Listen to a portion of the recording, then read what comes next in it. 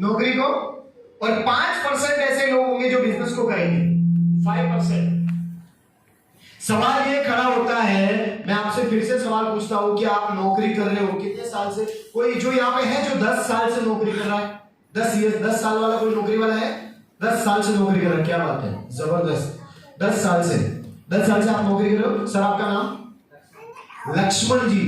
तो लक्ष्मण जी 10 साल से आप नौकरी कर, 2 मिनट के लिए आप आ जाओ सर, मैं आपको आपके भविष्य से रूबरू करवाता हूं। 2 मिनट के लिए हम इनसे पूछेंगे, जोरदार ताली हमारे लक्ष्मण भाई के लिए। तो लक्ष्मण जी मैं आपको एक सिंपल सा सवाल पूछूंगा, आपको इनको जवाब देना है। सर आपका नाम क्या बताया आपने? लक्ष्मण जी। तो लक्ष्मण जी जब पहली बार आपकी नौकरी लगी तो कितना इनकम था आपका? 2000 रुपए। दोस्तों बड़े ध्यान से सुनना, कितना पैसा था? 2000 रुपए। सर 10 साल हो गए, अब अपन घर वाले बैठे हैं तो कितना आ जाता?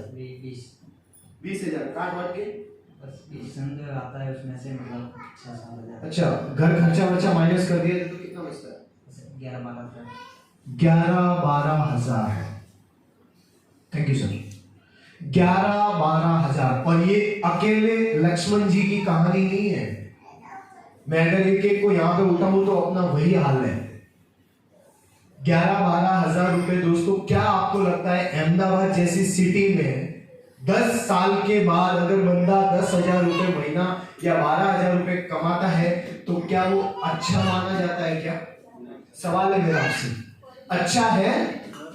सर इनको खुद को भी अच्छा नहीं लगता है, पर क्यों नहीं लगता? क्योंकि उनके पास में दूसरा कोई सहारा नहीं है। मैं आपकी जिंदगी में दूसरा वो सहारा देने के लिए आया हूं, आप लो या न लो मर्जी आपकी है। तो दोस्तों ठीक इसी प्रकार से 95% लोगों को जब मैंने पूछा, या ये सर्वे बताता है, गूगल पे जब आप देखोगे तो 95 में से 5% लोगों को छोड़कर 95 लोगों के सपने आज दिन तक पूरे नहीं हुए। अब सवाल ये खड़ा होता है कि तो सर हम बिजनेस कर लेते हैं, तो बिजनेस में भी बड़ा रिस्क है। रिस्क किसका? रिस्क पैसे का। वो लगता है, पैसा लगता है। रिस्क नॉलेज का, चले ना चले सबसे बड़ा प्रॉब्लम। अच्छा, इन दोनों के बीच में से अगर मैं आपको कोई एक अच्छा रास्ता दिखाऊं जहां से आप अपनी जिंदगी में, मैं ज्यादा तो नहीं बोल सकता क्योंकि अगर 20,000 की इनकम है आपकी, तो मैं इतना बोल सकता हूं कि जो 10 साल से भाई साहब कमा रहे हैं, 10 साल से जो भाई साहब लक्ष्मण जी ने कमाया है, वो आप यहां पे कम से कम 4 से 6 महीनों में कमा सकते हो।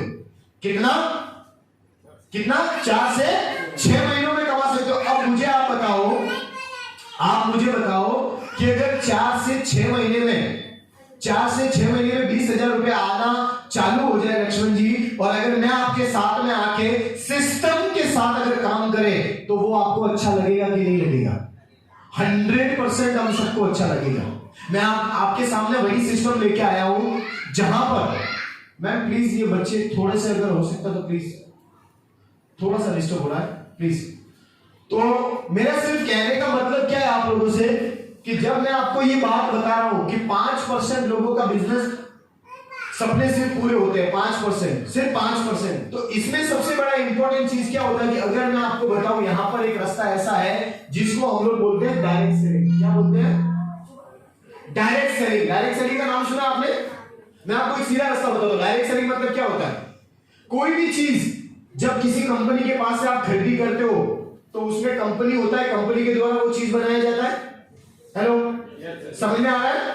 कंपनी के द्वारा वो चीज बनाया जाता है और वो किसको बेचा जाता है? कस्टमर को। अब ये कस्टमर को डायरेक्ट बेचा जाता है क्या? नहीं। ये लोग क्या करते हैं? सबसे पहले रिटेलर के पास जाते हैं, मतलब दुकानदार से होलसेलर, और होलसेलर से कंपनी वाला खरीदी करता है। सवाल ये होता है दोस्त, जब अगर 40 रुपए की चीज है वो आपको 100 रुपए में आती है, यहां तक आता है, 100 रुपए होते हैं कि नहीं होते हैं? समझ में आ रहा है? मेरी बातें समझ में आ रही है?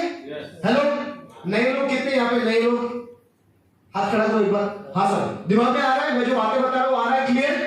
समझ में आ रहा है? अब मेरा सवाल आपसे ये कि बीच में पैसा कितना गया? 60 रुपया। तो सवाल ये खड़ा होता है कि 60 रुपया किसको जाता है? 60 रुपया जाता है एडवर्टीजमेंट। एडवर्टीजमेंट मतलब हमारे वो हीरो जो कभी शायद जिंदगी में उस चीज का इस्तेमाल नहीं करते। एक साहब आते हैं, बोलते दाने दाने में केसर का दम होता है।